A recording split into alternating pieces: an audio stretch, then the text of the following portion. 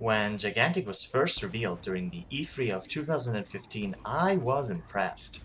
At the time, I had already been playing Smite for over a year, and this game looked similar, yet different enough to pique my interest in it immediately. So, let's get right into my review. I think what people notice first about this game is its graphics. The art style is clearly distinct, and there's honestly rarely games that are this daring about it. The effects are flashy, the maps, while simple in looks, are all very varied and unique. But what I like the most in this game are the characters as well as the Guardians, which boast great detail and honestly stunning animations. However, I can't but notice some low resolution textures here and there. The art style definitely does a lot to elevate these complaints though. One last noteworthy thing about the art style to me is that even though this game has such a varied cast, the art style does a good job at unifying all the different characters into one common world. That's something many similar games fail at, in my opinion. So let's talk about music and sound. The music in this game is great. The themes that play during the matches themselves are action-packed and fit perfectly.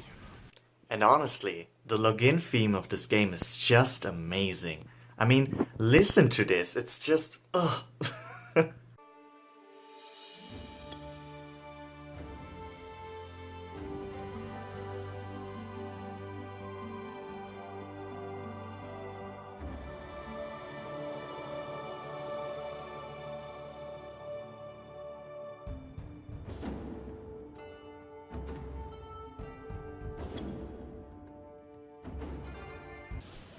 Honestly, I've not got much to say about the sound effects in this game. Some sound a bit like a placeholder, if you know what I mean, while others are totally fine.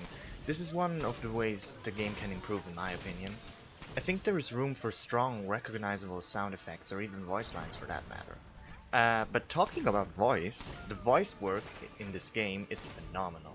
Uncle Sven probably, being my absolute favorite, but I've grown to like others as well.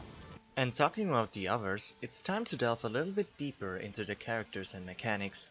One of the core aspects of a hero shooter is the heroes themselves, and I'm happy to say that Motiga has done an excellent job in infusing as much flavor and colorfulness as possible into them.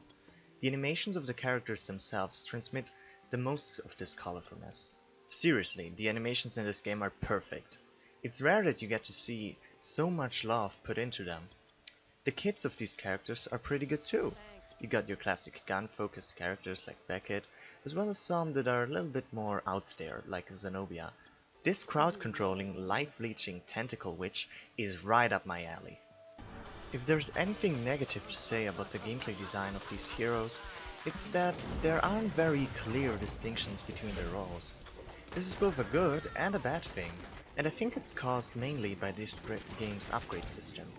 You see, during the match, your hero gains XP, and after leveling up, you're granted a skill point.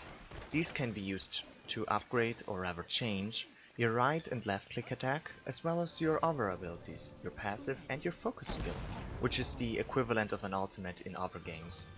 This system is really fun and surprisingly complex. It allows you to customize your hero's gameplay in meaningful ways that change the way you approach them.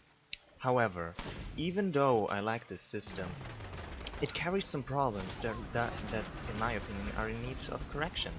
For one, since this system is so complex, it can be hard to choose an upgrade on the fly or in the heat of battle. And since this game is very fast paced, those two things are basically constants. Secondly, this causes the non-existence of solid roles, as I have mentioned earlier. If your team doesn't carefully weigh its upgrades out, you can end up with a team of 5 people that all want to deal high damage and don't provide much else. I do like the way towers are done in this game though. You and your team get to choose what kind of creature to summon on specific points on the map, which you'll then have to defend. These creatures have a lot of health and will take multiple players to take down, just like towers in other MOBAs. The thing that makes them special is that they fight like a kind of mini-boss. They evade attacks and do things like rooting or slowing you. You can even sacrifice your ultimate charge to upgrade your creatures. Killing one of them, letting your own collect energy, or killing an enemy player will cause your Guardian to gain power. If the Guardian has gained enough power, he will attack the enemy Guardian, leaving it exposed and granting your team a chance of damaging it. getting through all 3 of the enemy Guardian's health bars means victory. Real talk, I really like this mechanic, especially the aspect that not dying is important in this game. Yes, it's punishing, but that also means that people value their own survival more than just mindlessly running in for the kill.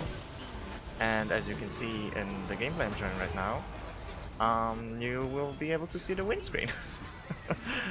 A screen that I do not see very often.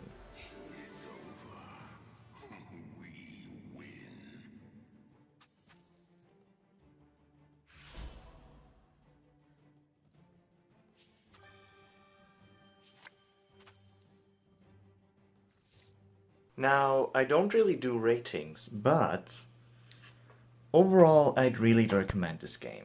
It's just so much fun, and as you can see in my video, the problems I'm having with it are very minor, and I think they can be fixed in like a patch or two.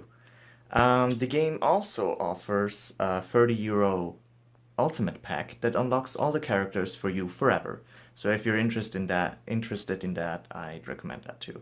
I haven't bought it yet, but I'd definitely like to do that one day. And yeah, so I'm really excited for the future of Gigantic, and I hope I could interest you in it too. See you in my next video.